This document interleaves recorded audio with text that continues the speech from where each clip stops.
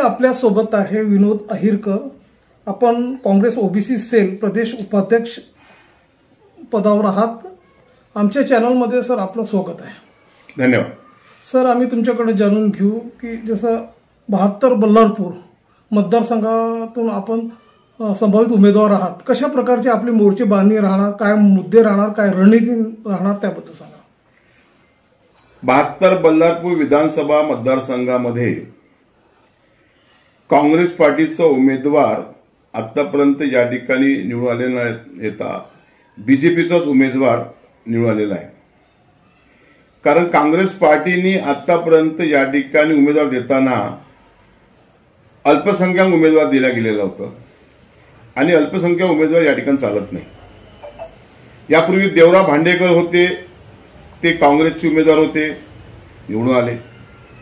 त्यानंतर आत्ताही मागच्या निवडणुकीमध्ये जे डॉक्टर झाडे, विश्वास झाडे म्हणून उमेदवार दिले गेले, त्यांना चांगल्या प्रकारे जवळपास 60,000 मतदान मिळालं. परंतु ते ओबीसी कॅन्डिडेट जरी असले तर ते बाहेरचे उमेदवार होते, त्या मतदारसंघातले नव्हते. आणि म्हणून या मतदारसंघामध्ये ओबीसीचा उमेदवार हा एकमेव उमेदवार त्या ठिकाणी निवडून येऊ शकतो. मी या ठिकाणी गेली 20 वर्षापासून जिल्हा परिषदमध्ये स्थानिक पातळीवर लोकांचे कामं करण्यामध्ये नेहमी उत्सुक असतो आणि लोकांच्या संपर्कात असतो. ज्यामध्ये शेतकऱ्यांशी माझा संवाद असते, युवकांशी माझा संवाद असते. अनेक सार्वजनिक हिताचे कामं मी त्या ठिकाणी लोकांची करत असतो. मी जिल्हा परिषदमध्ये 20 वर्ष काम करताना जिल्हा परिषद उपाध्यक्ष म्हणून काम केलं आहे, शिक्षण आरोग्य म्हणून सभापती म्हणून काम केलं आहे. लोकांच्या जनतेशी माझी नाळ त्या ठिकाणी जोडल्या गेलेली आहे. प्रत्येक गावातला कार्यकर्ता आणि छोट्यातला छोटा मुलगा सुद्धा मला त्या ठिकाणी जवळून नावाने ओळखतात. काम करणारा हिरीचा माणूस म्हणून त्या ठिकाणी माझी ओळख आहे. आणि या ठिकाणी एक विशेष महत्वाचं म्हणजे की मी जेव्हापासून मला या मतदारसंघामध्ये ओबीसीचा उपाध्यक्षपद मला दिलं गेलं आहे, महाराष्ट्र उपाध्यक्षपद, मी गावानं गाव पिंजून काढतोय, ओबीसीचा लढा देतोय. आणि प्रत्येक गावामध्ये ओबीसींचा विचार, ओबीसींच्या न्यायासाठी लढतो आहे. आणि यामुळे या भागामध्ये ओबीसीचा उमेदवार एकमेवच उमेदवार निवडू शकतो. आणि मला खात्री आहे ही जर उमेदवारी मला काँग्रेस पक्षाने जर मला दिली तर निश्चित मी भरपूर फरकाने या निवडणुकीमध्ये सुधीर मुनगंटीवार असो किंवा भारतीय जनता पार्टी कोणताही उमेदवार असो त्याला पण मी विजयी होऊ शकतो. बल्लारपूर मतदारसंघाच्या एकंदर चित्र बघता इथे चुरशीची लढत आहे. अशात आपण दावेदारी केलेली आहे. मला सांगा, आता नुकताच जे लोकसभा निवडणूक झाले त्यात काँग्रेस पक्षाला चांगला प्रतिसाद मिळालेला आहे, चांगली लीड मिळाली बल्लारपूरमधून, चंद्रपूरमधून. तर मला हे सांगा की म्हणजे कशा प्रकारचे परिवर्तन घडू शकते त्याबद्दल सांगा. बघा, सर्वात महत्वाचं त्या ठिकाणी आजच्या डेटला ज्या मोदी सरकारने लोकांवर जे अन्याय केलेला आहे 2014 पासून, महागाईचा कणा त्यांनी ज्यापर्यंत लोकांचे कणा मोडलेला आहे, लोकांना त्रास दिलेला आहे, महिलांना त्रास दिलेला आहे, लोक विसरले नाही. शेतकऱ्यांचे सुद्धा 1.5% आम्ही जे काही हमीभाव देतो म्हणल्या पटीनं ते दिल्या गेलं नाही. आणि अशा तऱ्हेनं लोकांना फसवणूक करायचं, कुठल्या विम्याचे पैसे द्यायचे नाही, शेतकऱ्यांचा कर्जाचा बोजा हलका करायचा नाही.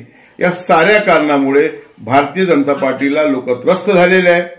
आणि एकंदरीत या निवडणुकीमध्ये सर्व लोकांनी ठरवून टाकलं आहे की काँग्रेसच्या उमेदवाराच्या पाठीशी राहायचं आणि काँग्रेसचा काम करणारा माणूस म्हणून त्या ठिकाणी मूल पोंबुरण्यामध्ये आमची जोरदार पकड आहे. आम्ही काम लोकांचे करण्यासाठी तहसील कचेरीचे काम असो, दवाखान्याचे काम असो, पोलीस स्टेशनचे काम असो, आम्ही सतत लोकांच्या संपर्कात 24 तास राहतो. आणि मला निश्चित खात्री आहे यामुळे या वेळेस माझ्या उमेदवारी दावेदारीला चांगलं मजबूत ताकद लोक मला देणार आहेत, मतदार माझ्या पाठीशी राहणार आहेत आणि त्यामुळे मी या ठिकाणी विजय संपादन करू शकतो मला खात्री आहे.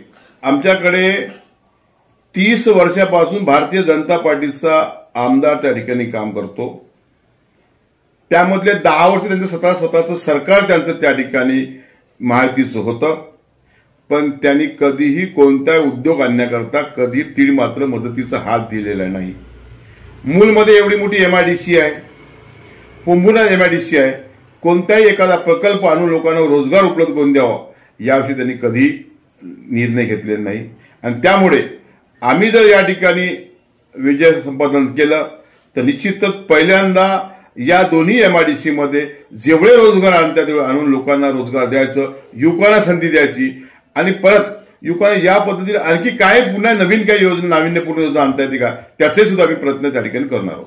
या निवडणुकाच्या तोंडावर महायुती सरकारतर्फे जी विविध प्रकारची जी योजना आहे, लाडकी बहीण योजना, लाडका भाऊ योजना, विविध योजना जनसामान्यांना लोभवण्यासाठी त्यांनी सुरू केलेली आहे, जाहीर केलेली आहे, त्याचा इम्पॅक्ट कसा पडू शकतो त्याबद्दल सांगा.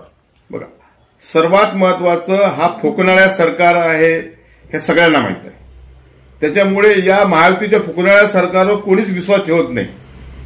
सर्वात महत्वाचं यांनी या लोकसभेमध्ये अनेक भूलथापा द्यायचा प्रयत्न केला.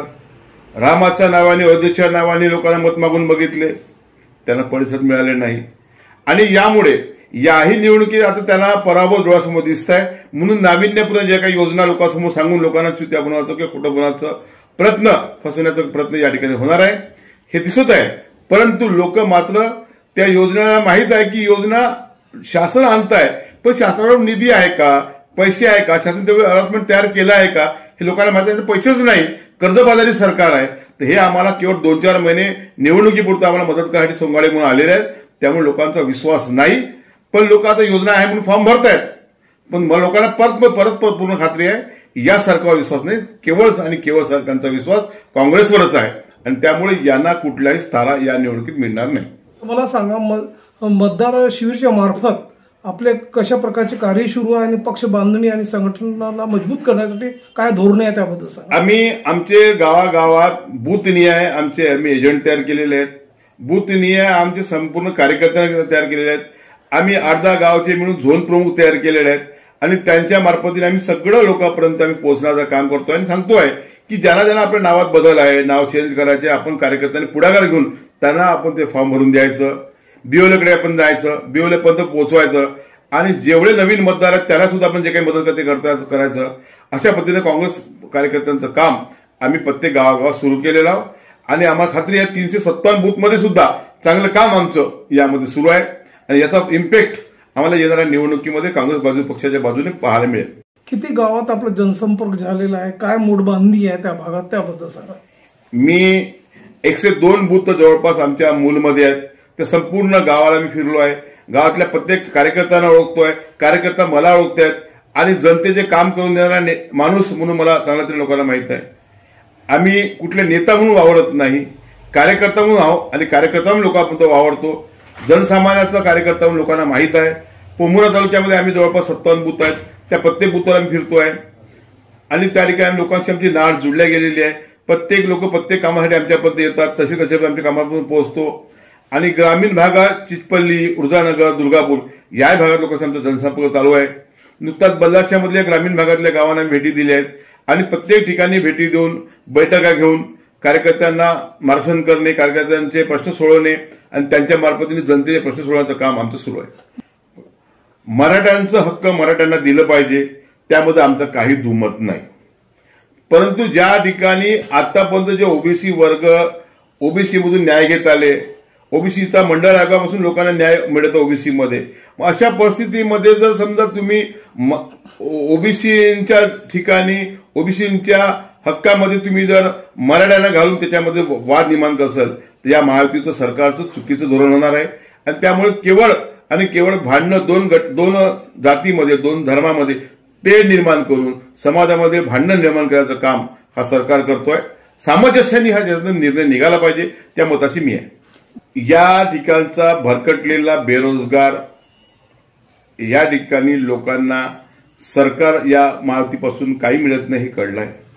त्यामुळे या ठिकाणी महाविकास आघाडीच्या माध्यमातून, आमच्या सरकारच्या माध्यमातून गरिबांच्या युवकांना न्याय देण्याकरता युवा संमेलन घेऊन, अनेक प्रशिक्षण घेऊन, काय काय त्याच्यामध्ये लोकांना 10 ठिकाणी त्यांना रोजगार मिळेल आणि त्यांना काम करायला धंदा मिळून त्यांच्या कुटुंबाला उदरनिर्वाहाला ते साथ देतील अशा पद्धतीचं काम आम्ही आमच्या पक्षाच्या मधून नियोजन प्लॅन तयार करू. आम्ही त्यांना मदत करायचं काम पुरेपूर करू.